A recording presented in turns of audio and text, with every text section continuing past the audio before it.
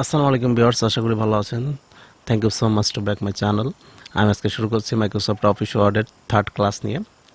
আপনারা যারা ফার্স্ট এবং সেকেন্ড ক্লাস আজকে উপস্থিত যারা আছেন, যেসব স্টুডেন্টরা আছেন যারা দেখেন নাই, তারা অবশ্যই প্রথম এবং সেকেন্ড ক্লাসটা দেখে নেবেন, তাহলে খুব সহজে বুঝতে পারবেন।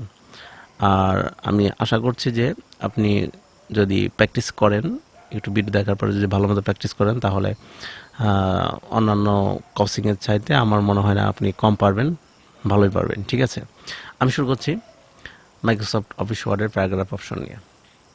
প্রথমে দেখতে পাচ্ছেন আমরা এখানে ক্লিপবোর্ড এবং ফন্ট শেষ করছি। আজকে আমরা প্যারাগ্রাফ নিয়ে আলোচনা করব। আমি প্রথমে একটা সেন্টেন্স লিখে নিই। আমার সোনার বাংলা, আমি তোমায় ভালোবাসি। ওকে, প্রথমে ফন্টে দেখবেন যে এখানে বোল্ড একটা অপশন দেওয়া আছে। এই বোল্ড থেকে আমরা যখন সেন্টেন্সের প্রথমে দেখা যায় যে আমরা যখন বইতে দেখি যে কয়েকটা সেন্টেন্স অথবা প্রশ্নের প্রথমে নাম্বার দেওয়া থাকে অথবা কোনো স্যাম্পল দেওয়া থাকে, এই স্যাম্পলগুলো আমরা প্যারাগ্রাফের থেকে এই বোল্ড থেকে নিতে পারবো। আমরা যে বোল্ডে ক্লিক করি, অবশ্যই লেখাকে আগে সিলেক্ট করতে হবে। সবসময় ফরম্যাটিংয়ের কাজ করতে গেলে আপনার লেখাকে আগে সিলেক্ট করতে হবে। সিলেক্ট করার পরে তারপরে আমরা লেখার উপর যে কোনো একটু ফরম্যাটিংয়ের কাজ করব। আমরা লেখাকে সিলেক্ট করব, আর সিলেক্ট কিভাবে করতে হয় আমি বলে দিয়েছি। ফার্স্ট সেকেন্ড টিউটোরিয়ালে বলেছি এবং ফার্স্ট টিউটোরিয়ালে বলি নাই, সেকেন্ড টিউটোরিয়াল বলেছি। সেকেন্ড টিউটোরিয়াল দেখলে আপনারা যারা দেখছেন তারা বুঝবেন। জাস্ট আমি একটা ক্লিক দিলাম বাইরে এবং আমার পুরো সেন্টেন্সটা সিলেক্ট হয়ে গেল। এখন যদি আমি বোল্ডে ক্লিক করি, আমি যে বোল্ডে ক্লিক করব সেই বোল্ডটা আমার এখানে আমার সেন্টেন্সের প্রথমে এটা শো করতেছে। তো এভাবে আপনার যদি একাধিক সেন্টেন্স থাকে, আপনি সবগুলা সিলেক্ট করবেন। সিলেক্ট করার পর থেকে বোল্ড সিলেক্ট করবেন। সিলেক্ট করলে পরে আপনার প্রত্যেকটা লাইনে বোল্ড চলে আসবে, খুব ইজি। তারপর যে আছে ক্রমিক নাম্বার 1 2 3 4 5, এরকম আপনি পুরো যতগুলো সেন্টেন্স আছে প্রত্যেকটা সেন্টেন্স লেখার পরে পুরোটাই সিলেক্ট করতে হবে। আর যদি আপনি ফার্স্ট একটা সেন্টেন্স লেখেন, একটা সেন্টেন্স লেখার পরে যদি আপনি এই বোল্ডটা, এই নাম্বারটা, সিস্টেমটা অন করে দেন, তাহলে আপনি জাস্ট খালি ইন্টার দেবেন, দেখবেন যে অটোমেটিক্যালি সিরিয়াল চলে আসছে। আপনার সেন্টেন্স লিখবেন, আবার ইন্টার দেবেন, আবার সেন্টেন্স লিখবেন, আবার ইন্টার দেবেন, এরকম যতদূর লিখে যাবেন অটোমেটিক্যালি সিরিয়াল নিয়ে আসবে।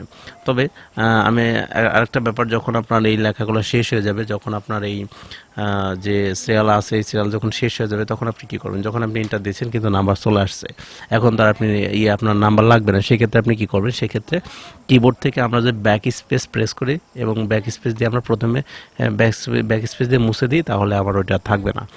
আমি আবার নতুন করে আবার যে কোনো প্যাসেজ লিখতে পারবো। ঠিক আছে, এরকম লিখতে পারবো। আবার যদি চাই যে আমি এটা চেঞ্জ করব কিভাবে, একইভাবে আমরা যেভাবে দিচ্ছি ঠিক একইভাবে সিলেক্ট করব। সিলেক্ট করার পরে বোল্ডে ক্লিক, নাম্বারে আসবো। নাম্বারে আসার পর যদি আমরা ফার্স্ট ব্র্যাকেট সহ যে ক্রমিক সিরিয়াল নাম্বার দেওয়া আছে, আমরা যদি এটা নিতে চাই আমরা এটা নিতে পারি। আবার A dot B dot C, আমরা যেটা খুশি সেটা নিতে পারি। রোমান সংখ্যা নিতে পারি, ছোট হাতের বেশি, আপনার চয়েস যেটা আপনার পছন্দ হয় আপনি সেটা নেবেন। ঠিক আছে, এরকম আপনি দিতে পারবেন। তারপরে দেখি এখানে সিরিয়ালের ইয়ে আছে, আমাদের এটা প্রয়োজন নেই, আমরা এটা আমাদের দরকার নেই। আর মেনলি যে নিচে যে প্যারাগ্রাফের যে 4টা অপশন আছে, এখানে যে এটা লেখা সাজানোর ক্ষেত্রে এটাও অনেক গুরুত্বপূর্ণ ভূমিকা রাখবে। যখন আপনার একটা প্যাসেজ লিখবেন, যখন একটা প্যাসেজ লেখার পরে এই লেখাটা যখন সাজাবেন, সেই ক্ষেত্রে কিন্তু আপনার এখানে যে প্যারাগ্রাফের যে 4টা অপশন আছে, এটা কিন্তু আপনার খুব কাজে দিবে। আমি একটু দেখাচ্ছি। সাপোজ ধরেন যে আমরা এটা লিখেছি, আমার এটা হাফ আছে, আবার এটা ফুল সেন্টেন্স আছে, আবার আমার একটা কিছু শর্ট আছে। এরকম যদি আপনার কোনো সেন্টেন্সে এরকম হয়ে থাকে, সেই ক্ষেত্রে যখন আপনি সেন্টেন্সটা পুরোপুরি একদম মার্জিনের এই পাশ থেকে মার্জিনের এই পাশ পর্যন্ত ফুল সেন্টেন্স আকারে সাজাতে চান, সেই ক্ষেত্রে আপনি সিলেক্ট করবেন। সিলেক্ট করার পরে দেখবেন যে আমার প্রথমে অ্যালিং টেক্সট থাকবে, কারণ আমরা তো বাম দিক থেকে লিখি। যে কোনো লেখায় আমরা একমাত্র আরবি বাদে সবগুলো আমরা বাম দিক থেকে লিখি। বাম দিক থেকে লিখলে আমার এটা অ্যালিং টেক্সট লেফট, আমরা এটাই দিয়ে শুরু করি। আর যদি মনে করি না আমরা এটা জাস্ট সেন্টার করে দেবো, আমরা যদি সেন্টার করি তাহলে আমার পুরো পেজের একদম মিডিল হয়ে যাবে। অনেক সময় দেখা গেছে আমরা যে সেন্টেন্সটা মিডিল আছে ওই সেন্টেন্সটা মিডিলে দেওয়ার সময় আমরা ব্যাক স্পেস দিই, ব্যাক স্পেস দিতে দিতে মাঝখানে নিয়ে চোখের একটা দৃষ্টি থেকে বুঝি যে মাঝখানে আছে এতটুকু রাখলে আনাম। তবে আপনি যদি ওই লেখাকে সিলেক্ট করেন তাহলে এবং জাস্ট আপনার সেন্টারে ক্লিক করেন তাহলে এই সেন্টেন্সটা আপনার চিন্তা ভাবনা ছাড়া এটা আপনার মাঝখানে নিয়ে দেবে, আপনার অত কষ্ট করতে হবে না। ঠিক আছে, আর আমরা কিবোর্ড থেকে যদি কন্ট্রোল ই প্রেস করি তাহলে আমার এটা মাঝখানে চলে আসবে। তবে একটা জিনিস খেয়াল রাখবেন, আপনি যেটার উপরই কাজ করবেন ওইটার উপর মাউস পয়েন্টটা ভালো করে রেখে দেখবেন যে ওখানে কিবোর্ড যে কমান্ডটা আছে কমান্ডটা কিন্তু দেখাই দেয়। আপনি কিন্তু এই কমান্ডটা মনে রাখতে পারেন, আর এই কমান্ডটা মনে রাখলে আপনি খুব দ্রুত কাজ করতে পারবেন। ঠিক আছে, তারপর এরকম দেখে নেবেন। তারপরে এখানে অ্যালিং টেক্সট রাইট আছে এবং জাস্টিফাই আছে। জাস্টিফাইড আমরা বেশি কাজ করে থাকি, এখানে সেন্টারের কাজটা করে থাকি এবং জাস্টিফাইটা আমাদের বেশি লাগে। ঠিক আছে, আমরা যখন জাস্টিফাই করব জাস্ট আমরা সিলেক্ট করে আমরা জাস্টিফাইতে ক্লিক করব তাহলে আমার এই লেখাগুলো সমান হয়ে যাবে। জাস্টিফাই এই পাশে সমান হয়ে যাবে। যদি আপনি ইন্টার ছাড়া প্যাসেজ লিখেন, ইন্টার ছাড়া প্যাসেজ লিখলে মানে আপনি একটা প্যাসেজ লিখছেন, আপনি ইন্টার দিচ্ছেন না, শুধুমাত্র স্পেস দিয়ে চলে যাচ্ছেন, এটা একটা প্যাসেজ হবে। বাট আপনি যখন প্যাসেজ লিখতে একটা ইন্টার দেবেন আবার লিখবেন তখন কিন্তু এটা দুইটা প্যাসেজ হয়ে যায়। সুতরাং যদি একটা প্যাসেজ থাকে তাহলে এটা সেন্টার হবে, আর যদি আপনার ইন্টার দিয়ে আপনি প্যাসেজটাকে আলাদা করে নেন তাহলে তো অবশ্যই দুইটা প্যাসেজ হলো এবং দুইটা প্যাসেজকেই সিলেক্ট করে আপনার জাস্টিফাই করতে হবে। ঠিক আছে, তারপরে যে অপশনটা আছে এখানে লাইন স্পেসিং একটা অপশন আছে। যখন আমরা যে একটা লাইন আর একটা লাইনের মাঝখানে যে ফাঁকাটা আছে এই ফাঁকাকে বলে লাইন স্পেস।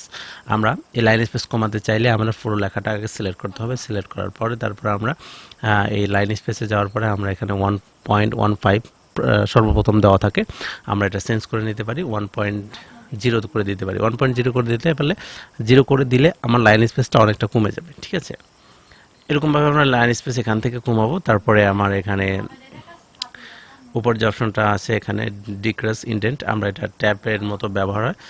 যদি আমরা কিবোর্ড থেকে যদি একটা ট্যাপ প্রেস করি তাহলে আমার এই একটা লাইন সরে যাবে, আর এখান থেকে যদি আমরা একটা ক্লিক করি তাহলেও এটা আমার এক ট্যাপ সরে যাবে, একটা লাইন ট্যাপ সরে যাবে। যখন আমরা একটা ট্যাপ সরানোর দরকার হবে সেক্ষেত্রে কিন্তু আমরা এই কাজটা করে নিতে পারি। ওকে, আর এটার একই কাজ, এটা ব্যাকে আসবে, এটা সামনে আসবে। আর এখানে দেখতে পাচ্ছেন A to Z শর্ট, এখানে একটা দারুণ একটা কাজ আছে।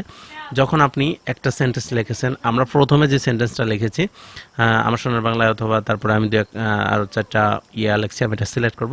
সিলেক্ট করার পর যদি মনে করি না আমার এই লেখাটা পর্যায়ক্রমে A থেকে Z পর্যন্ত সাজাবে, সেই ক্ষেত্রে কিন্তু আমি এখানে কাজটা করে নিতে পারি।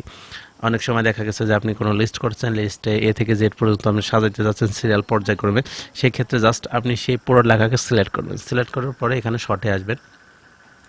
শর্টে আসার পরে এখানে ওকে একটা উইন্ডো আসবে, শর্ট টেক্সে একটা উইন্ডো আসবে, জাস্ট আপনি ওকে দেবেন। ওকে দিলে আপনার দেখবেন উল্টাপাল্টা লেখাগুলো সোজা হয়ে গেছে। বাট আমার ওখানে সিরিয়াল পর্যায়ক্রম আছে যার জন্য চেঞ্জ হলো না, আমি একটু উল্টাপাল্টা করে লিখতেছি।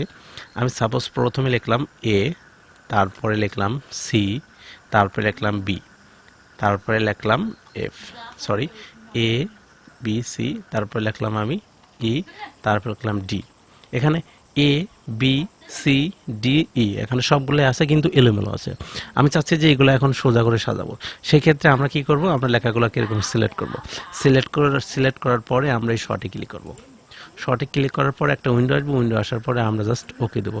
তাহলে দেখবেন যে আমার এখানে দেখেন আমার যে উল্টাপাল্টা সিরিয়াল ছিল A B C D। তো ফ্রেন্ডস, আমরা যখন এভাবে অনেক নাম একটা তালিকা লিখব, তালিকা যখন আমরা A থেকে Z পর্যন্ত সিরিয়াল করব সেক্ষেত্রে কিন্তু আমরা এইরকম সিরিয়াল করে নিতে পারি। ঠিক আছে, তাহলে শর্ট অপশনটা গেল। তারপরে এখানে বাকি থাকলো শেডিংয়ের যে কাজটা আছে, আমরা জাস্ট লেখাটাকে সিলেক্ট করব। সিলেক্ট করার পর আমরা শেডিং থেকে যে কালারটা নেব সেই কালারটা আমাদের ফন্টের নিচে চলে যাবে এবং এটা ফুল একটা এশিয়ার মতো চলে আসবে, একটা ফুল একটা আন্ডারলাইন চলে আসবে লেখার নিচে, শেডিংটা কালারফুল হয়ে যাবে। আর এখান থেকে আপনি যে কালারটা সিলেক্ট করবেন ঠিক সেই কালারটাই আসবে। ঠিক আছে, আপনার যেটা ভালো লাগে সেটা নেবেন। আর সবসময় যখন আপনি লেখার নিচে দেবেন সবগুলা হালকাগুলা ইউজ করবেন, তাতে লেখাগুলো ক্লিয়ারলি বোঝা যাবে। ঠিক আছে, আর তারপরে এখানে যে অপশনটা আছে, এখানে যে বর্ডারের একটা আছে, এই বর্ডারের কাজ এখান থেকে না করতে ভালো, কারণ এখানে বর্ডারের কাজ আপনার লাগবে না। আপনি যদি দিতে পারেন সাপোজ যদি মনে করেন এই লাইনের নিচে একটা আন্ডারলাইন দেবেন, সেক্ষেত্রে কিন্তু আমি ফার্স্ট টিউটোরিয়ালে দেখিয়েছি এবং এখানে ফন্টে কিন্তু দেওয়া আছে, এখানে ইউতে ক্লিক করলে আমার এখানে আন্ডারলাইন চলে আসতেছে। আবার এখানে ক্লিক করলে উঠে যাচ্ছে, আবার আমি যদি এখানেও ক্লিক করি তাহলে কিন্তু আমার একটা আন্ডারলাইন আসছে, বাট লেখার যত দূর আসবে না, এটা একটা ফুললি আসবে, ঠিক আছে। যার জন্য আমরা এখান থেকে সঠিকভাবে ব্যবহার করতে পারবো না। যদি আপনার ফুললি লাগে আপনি অবশ্যই আন্ডারলাইন দিলে তার ফুল আসবে না, সেক্ষেত্রে আপনি এখান থেকে নিতে পারেন, ঠিক আছে। তো ফ্রেন্ডস, আজকে আমরা দেখলাম যে প্যারাগ্রাফে কীভাবে কাজ করতে হয়। আর আজকে আমার চ্যানেলে যারা নতুন এসেছেন অবশ্যই চ্যানেলটিকে সাবস্ক্রাইব করবেন এবং ভিডিওটি কেমন লাগলো অবশ্যই কমেন্টস করে জানাবেন। আর যদি আপনার কোনো মন্তব্য থাকে তাহলে অবশ্যই কমেন্টস করবেন, তাহলে আমি পরবর্তী টিউটোরিয়ালে সেটা সংশোধন করার জন্য চেষ্টা করব অথবা আপনাকে হেল্প করার জন্য চেষ্টা করব। তো ফ্রেন্ডস, আমি আজকের মতো এখানে শেষ করছি। ভালো থাকবেন, সুস্থ থাকবেন, দেখা হবে পরবর্তী টিউটোরিয়ালে। খোদা হাফেজ।